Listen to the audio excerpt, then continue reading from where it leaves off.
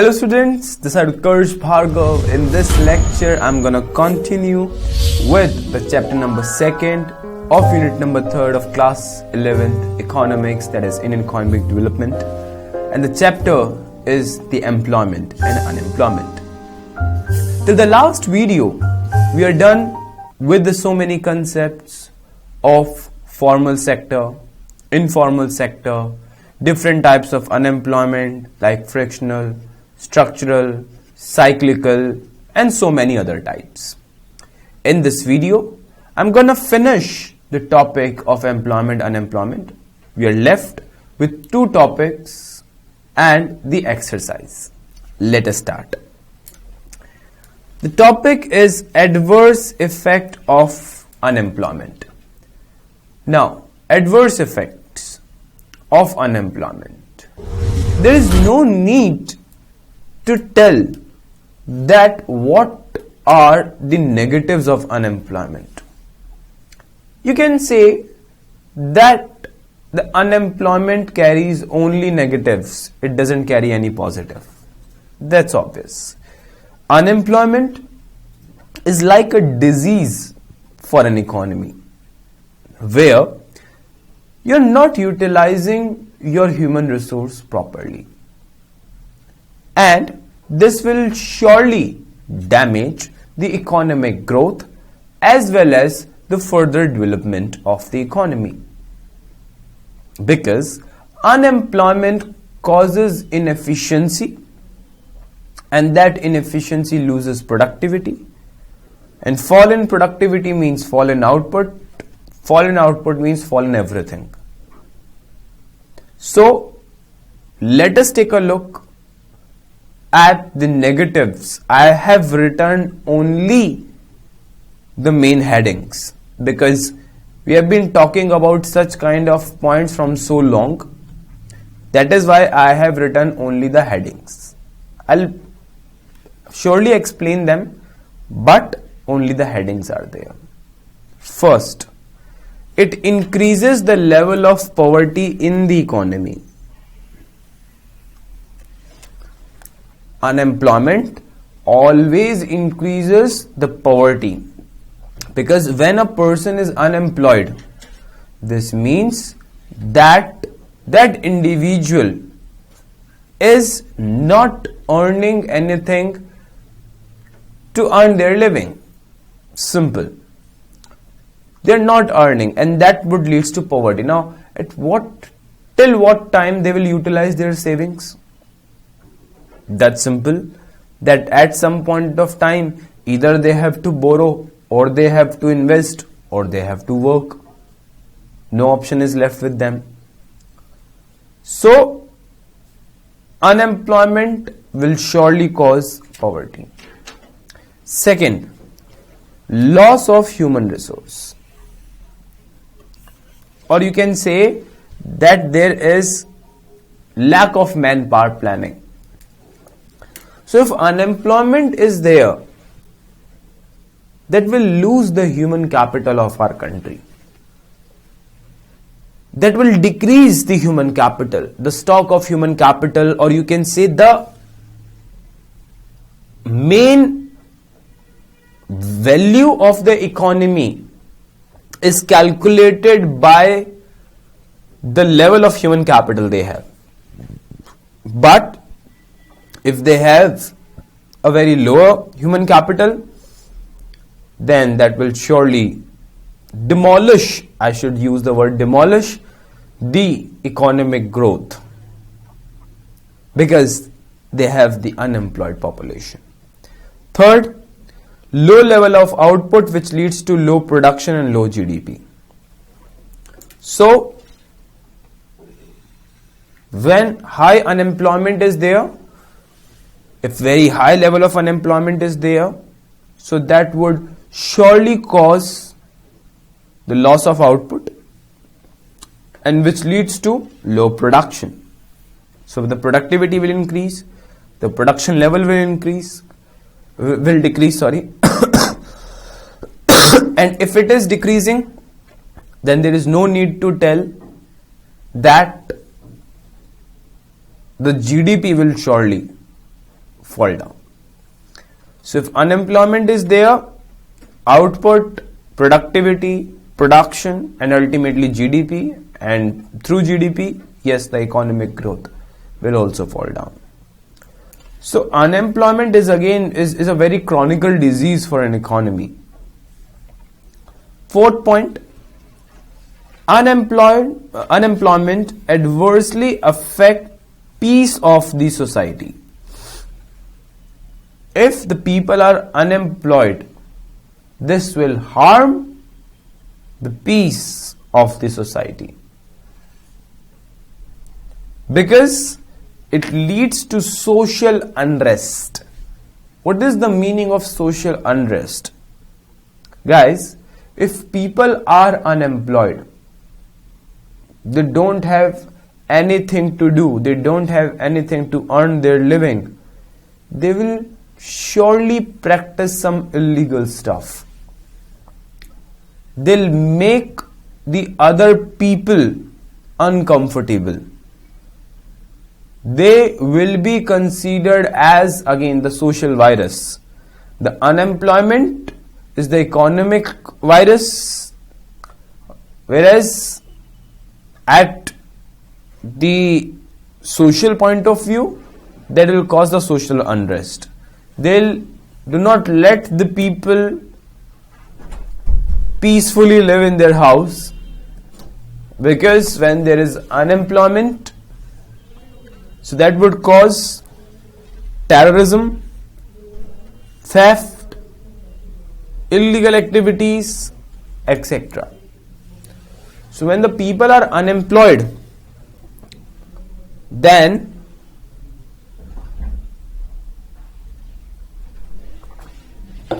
they'll encourage or they will promote terrorism, theft, other illegal activities, gambling, and other things. So unemployment is, you can say, the basic cause behind the illegal activities, because they don't have anything to do in their life. That is why they will practice such stuff. Or else, if they are employed, surely they won't get much time for all these things, and such stuffs will automatically be means out of the society, because majority of people, or you can say almost all the people, are employed. They are happily living their life, they are happily earning their living. Then what is the need to enter in such activities? So unemployment leads to the social unrest. Next, measures to reduce unemployment.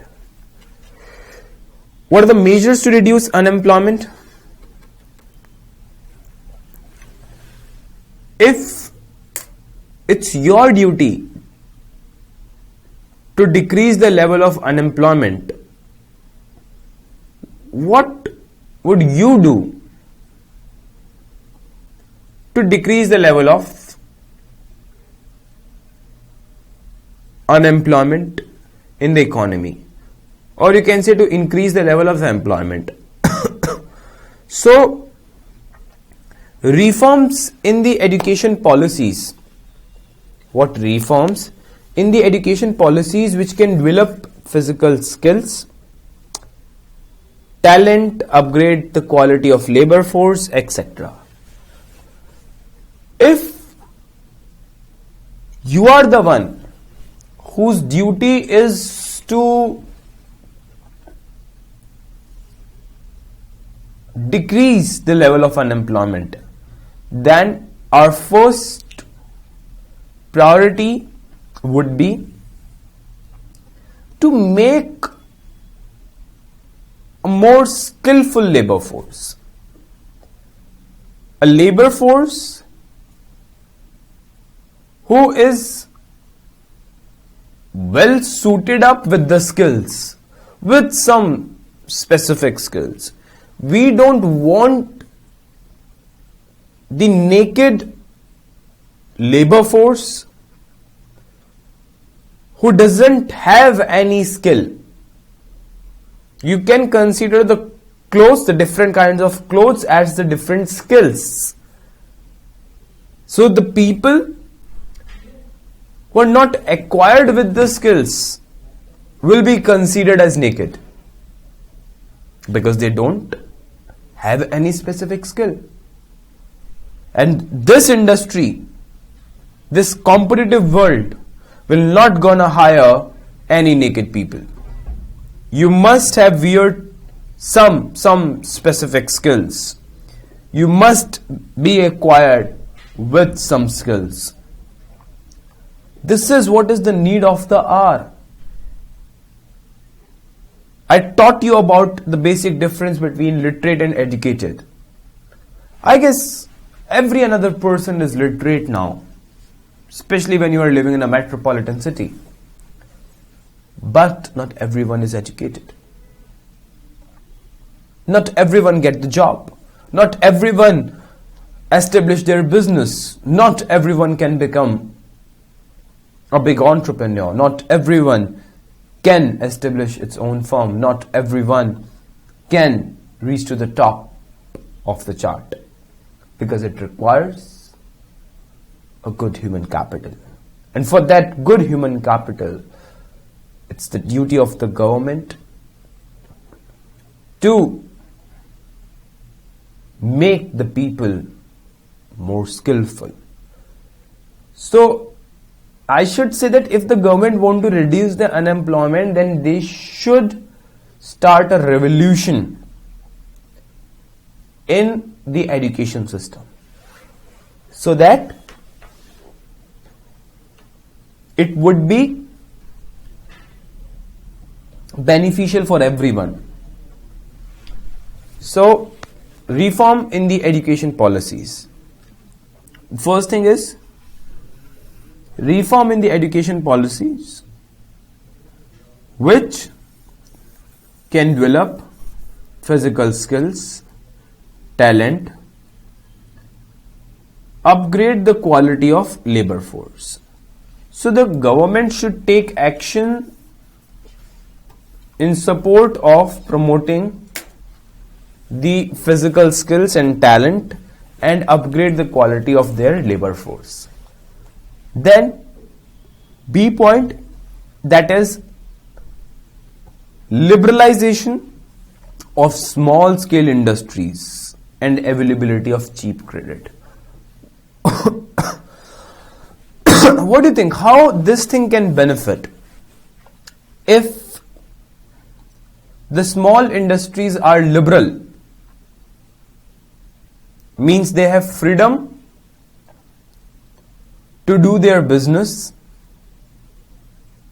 so that their small business can flourish.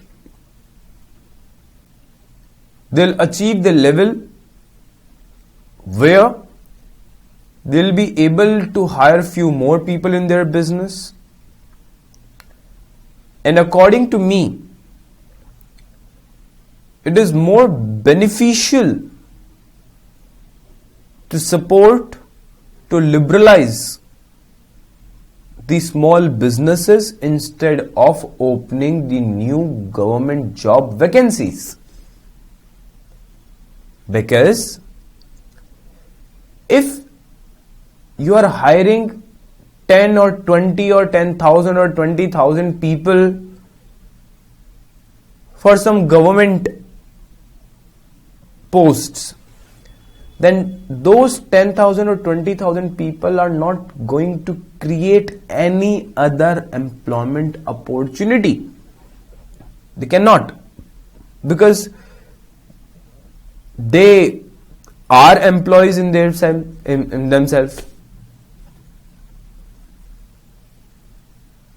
So they cannot create any job opportunities. But the people who are running their business have the power to hire other people if their business is running good. So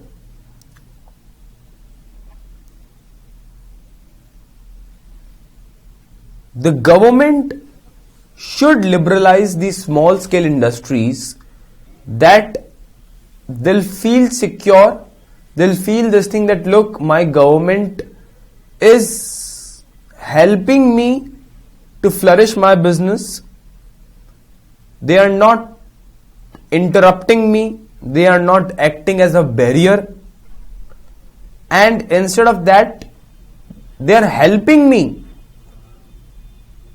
to flourish my business. How? By making the credit available, cheap credit available to me. So if the government is liberalizing the small industries and making the cheap credit available to them, or you can say at subsidized rate, look, in a developing economy like India, what the people want for their startups, what the people want for their startup is small funds. If the government can help them by funding, by providing them cheap credit, then that will be surely so beneficial. That will surely be so beneficial. And that will surely decrease the level of unemployment in the country. And you must understand this thing, that if you want to decrease the level of unemployment, then you must promote the SSIs. That is why China is so flourishing these days, because they are helping their SSIs, they are helping their small enterprises, the small entrepreneurs, their startups, they are helping them a lot. Now excuse me, the next is diversification of farm activities. Now what is this point? You understand this thing, that India is an agriculture oriented economy. In India, almost every second individual who is a part of workforce is actually engaged in the farm activities, directly in the farm activities.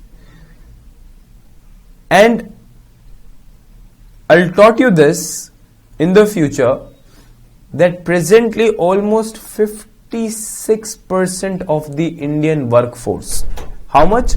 56% of the Indian workforce is engaged in the farm activities, which are contributing only 19%, only 19% in the GDP of India. Now this stat is presenting what? That yes, a lot of people are engaged in the farm activities, and maybe their requirement is not there. They are not at all required in the farms, but still they are engaged. Still they are just going there and doing nothing. This thing is known as disguised unemployment. Means just for the sake of name, they are going, they are doing nothing, and they are coming back to the home. This thing is known as disguised unemployment. And we have to reduce this thing. Now how we can reduce this thing? This can be reduced by this thing. Diversification of farm activities.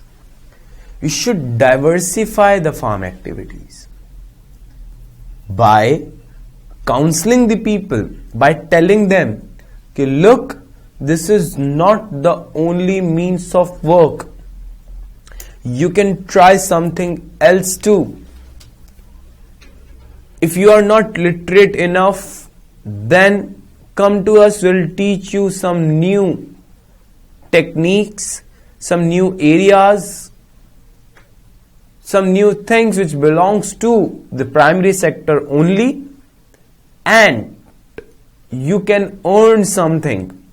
At least you won't be called as the disguised unemployed. The areas which I am talking about are like horticulture. What is horticulture? That is the farming of spices, flowers, etc. Pisciculture.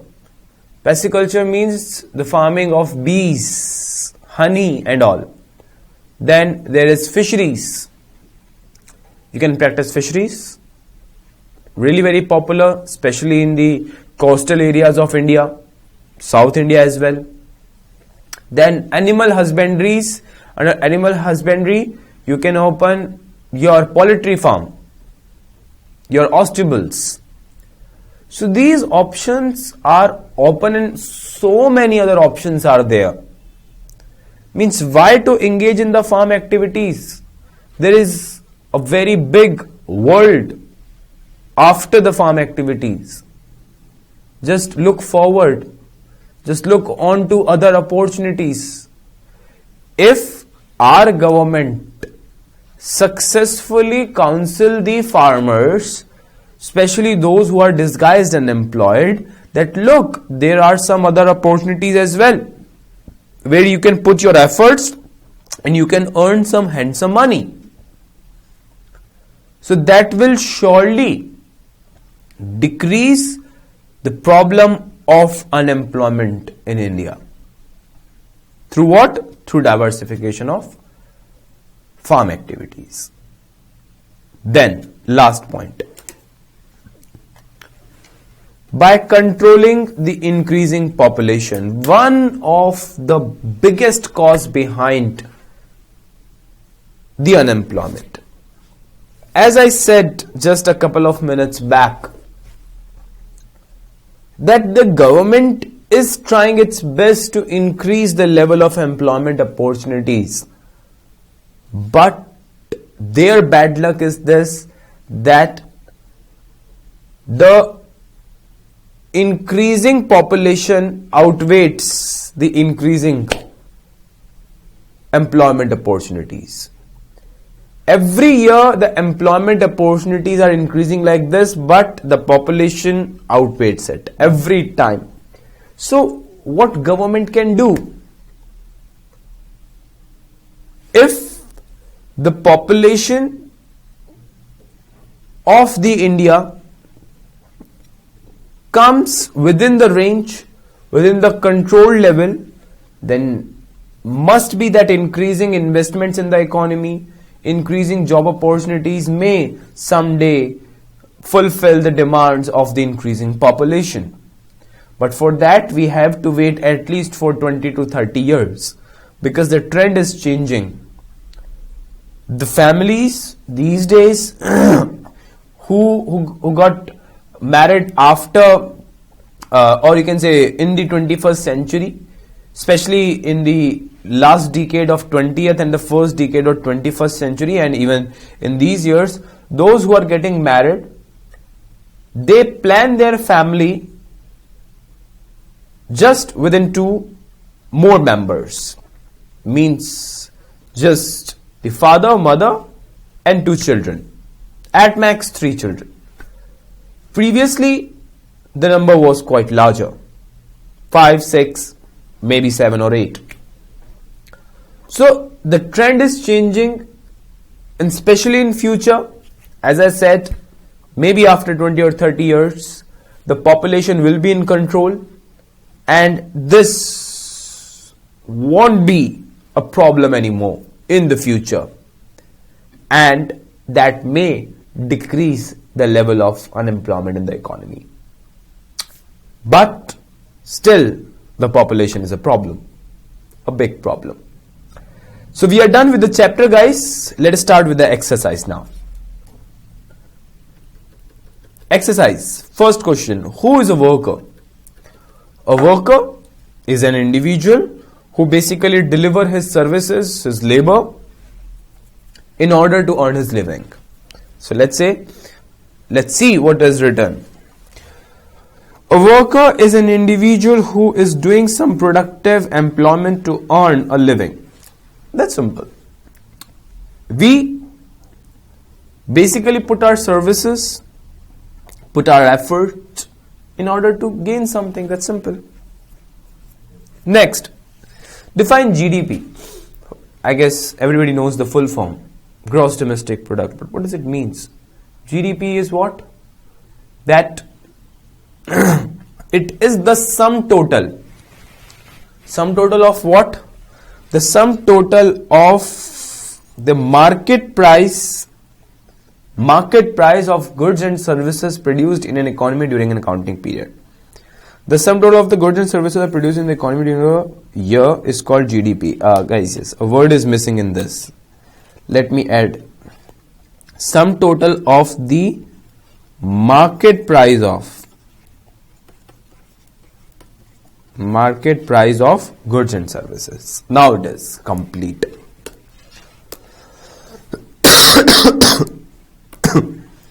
So, in a year,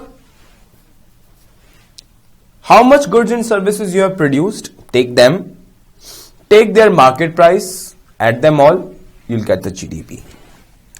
Next, what is an economic activity? I guess you know this very well. All those activities which are done to earn a living are known as economic activity. So, all the activities which contribute to gross national product through production of goods and services are known as economic activity. That's simple. If you're wondering that what is this gross national product, it is a larger version of GDP. GDP is gross domestic product and GNP is gross national product. It basically estimated at national level. So one extra thing is added in this, that is known as the net factor income from abroad, and you will study that thing in class 12th. Not over here. Now let us come to the question number 4th. What is the question? Define the self-employed workers. Now, who are the self-employed workers? Those people who are not selling their labor to somebody else. Instead of that, they are using their labor in their own business, are known as self-employed. So self-employed workers are those who work in their own business or profession and get profit as their reward. So, and they get profit as their simple reward. Next, define participation ratio. Now, what is this participation ratio? Participation ratio is defined as the percentage of total population which is actually participating in the productive activity.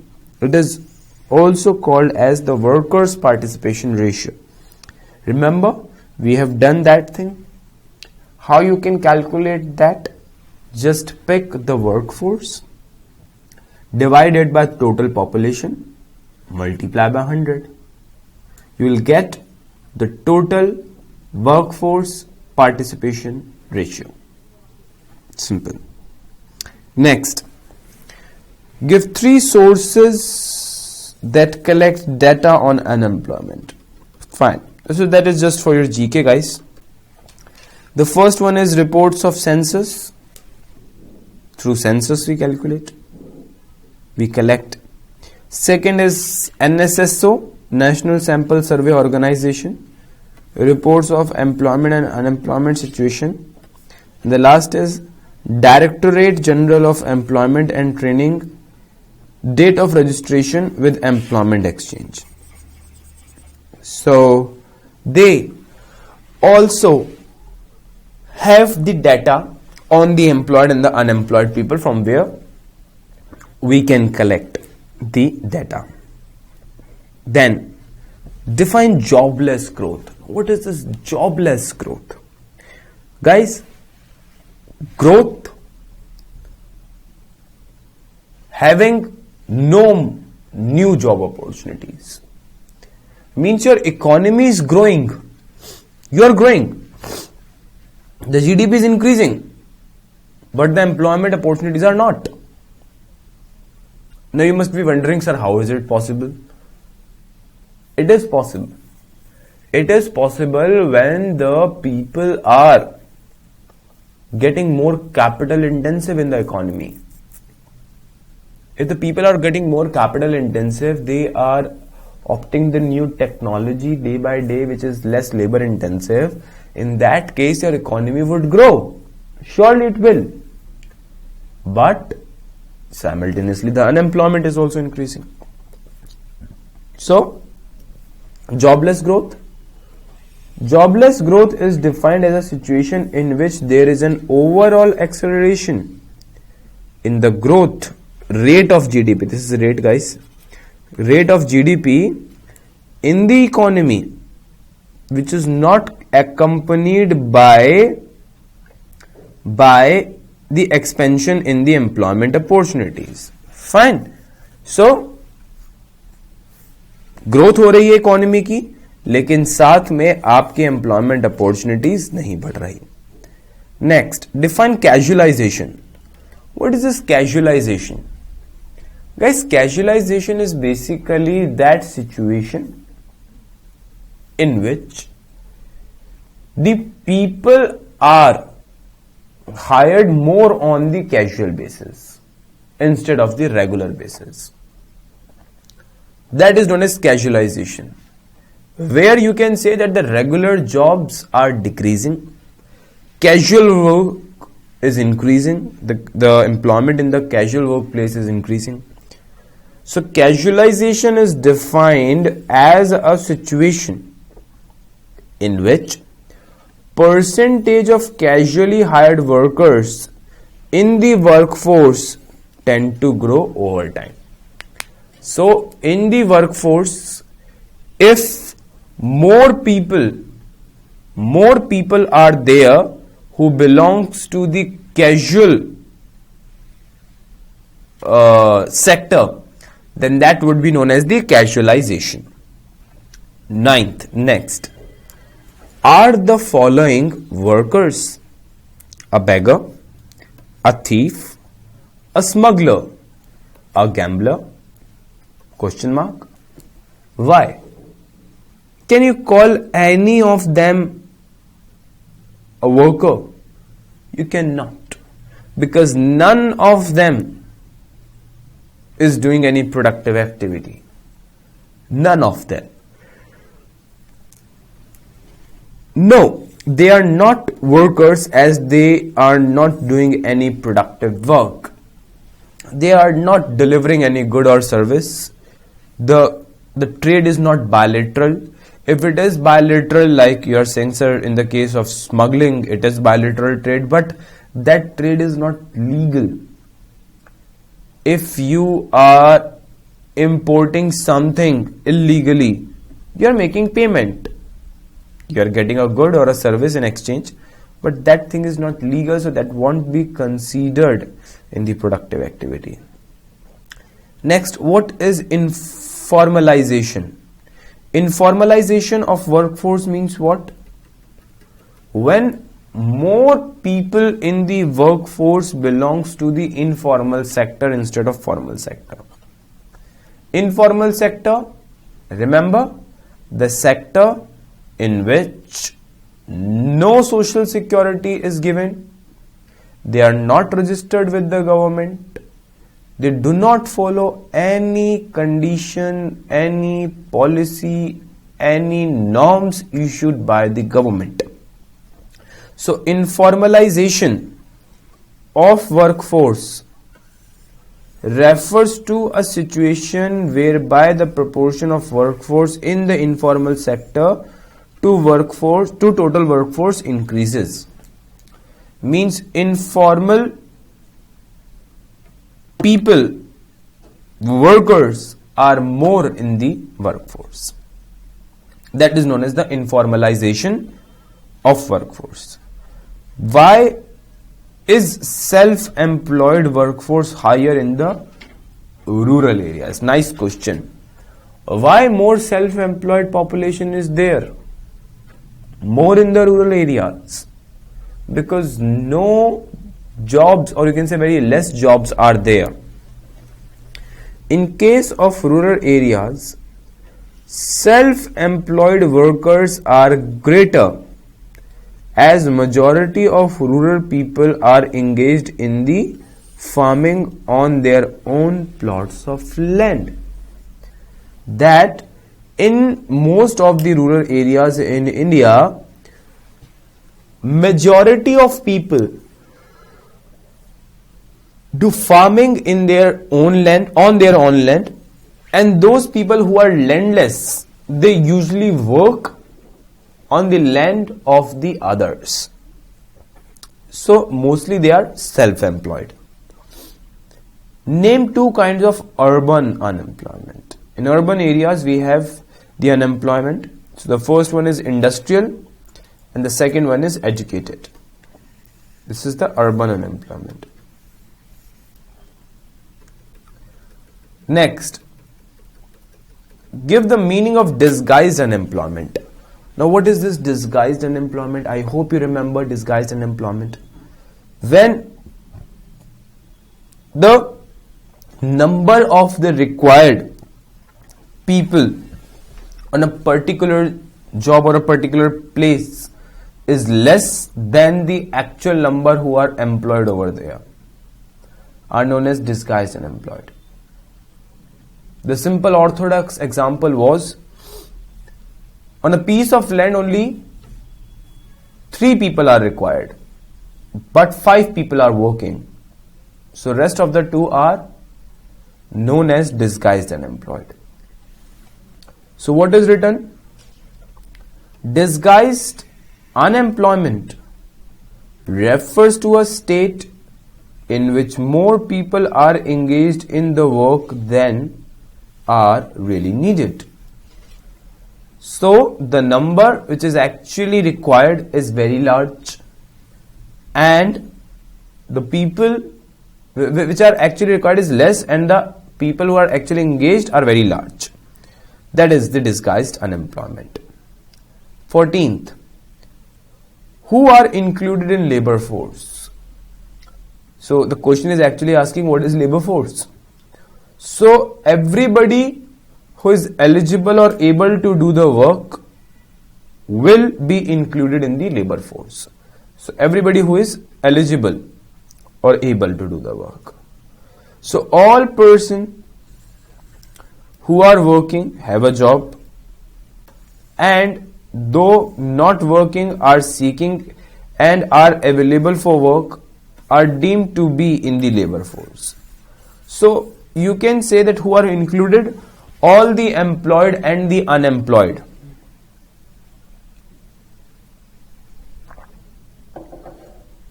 All the employed and the unemployed people in the economy are included in the labor force. Next question, give the meaning of workforce. Simple. All the people who are engaged in any productive activity, or you can say all the people who are employed in a particular job, are considered as a part of workforce. Simple. So the number of persons who are actually employed at a particular time are known as workforce. Simple thing.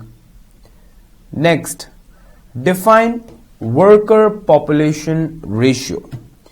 So worker population ratio means the actual percentage of the people who are working.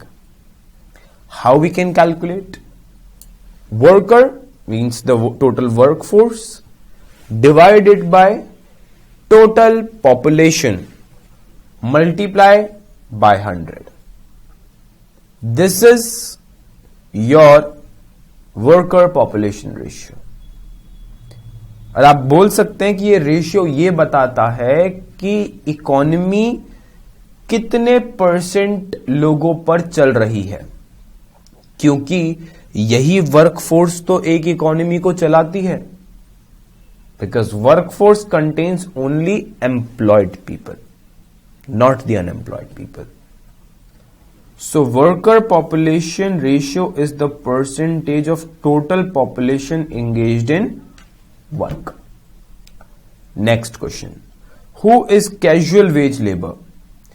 Casual wage labor is basically that labor who works on casual basis, or you can say on daily basis, who doesn't have any job guarantee, who works on daily basis. He comes in the job for a day, at the end of the day he take the wage and go at home. In the next day he has to come in the market again in search of the job. That is known as the casual wage labor. So the workers who are not hired by their employers on regular or permanent basis, that is, they don't have any job security and do not get any social security benefits, are formed as casual wage labor. Fine. So no social security is given, they don't have any job security, they don't have any extra wages for the extra hour, they don't have any paid leave. That is known as the casual wage labor, and every day they have to search their new work. Next, 18th. How will you know whether a worker is worker in the informal sector? Of course, the one who is not getting any social security benefit, who is not getting any paid leave, not getting any insurance facility and things like this, of course that individual belongs to the informal sector. But let's see what is written. It is an unorganized sector of an economy which includes all those private enterprises which employ less than 10 workers. That word should be workers, guys, please do correct it. So the firm who is employing 10 or less than 10 people, but again, as I said you, that is not the correct parameter. There are so many companies who are registered and have hired less than 10. So many CA firms are there. I hope you know this. So many firms are there who is having only 3, 4, 5 people or 6 people in their firm, and they are registered. And there are so many dhabas on the roadside who have more than 15, 16 workers or waiters in their dhaba, but they are considered as the informal sector. So this parameter is not good. You should use the terms like social security benefits, paid leaves, other job security and all. You should use these terms instead of that. So the worker who is not getting any job security, any insurance and such kind of stuff, that worker will be considered as the worker in the informal sector. Next, why are regular salaried employees more in urban areas than in rural areas? Look, in rural areas people prefer more agricultural stuff.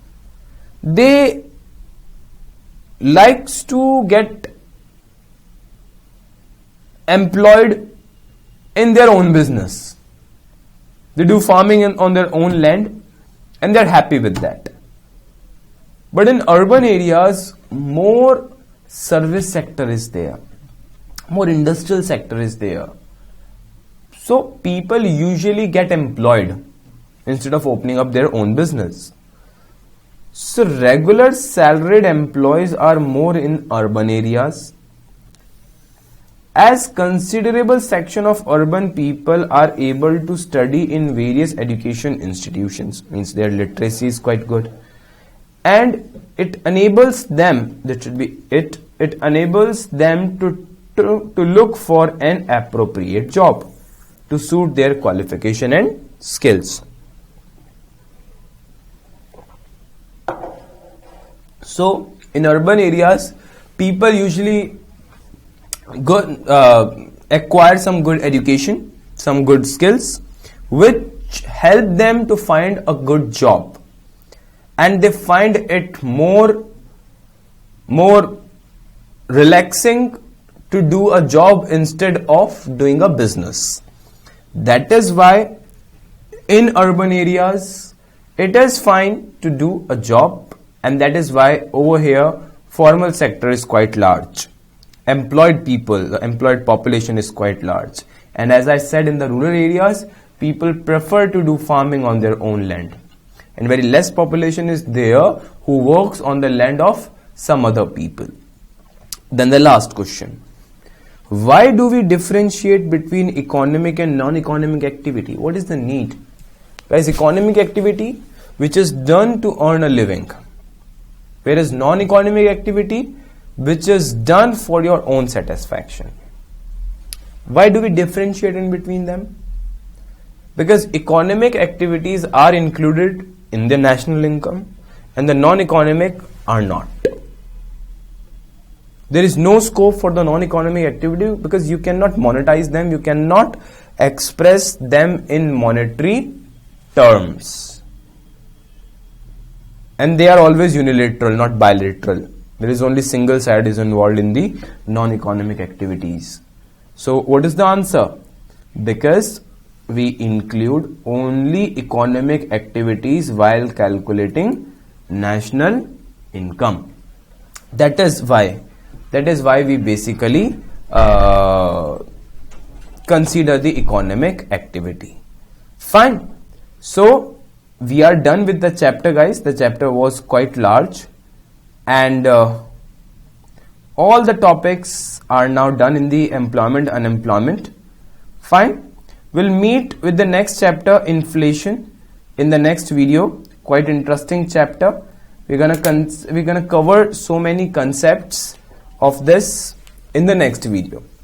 So till then, guys, keep revising all the stuff and keep hungry towards a knowledge, because IED is a really very interesting subject, is a very interesting book in which you can contain a lot of knowledge.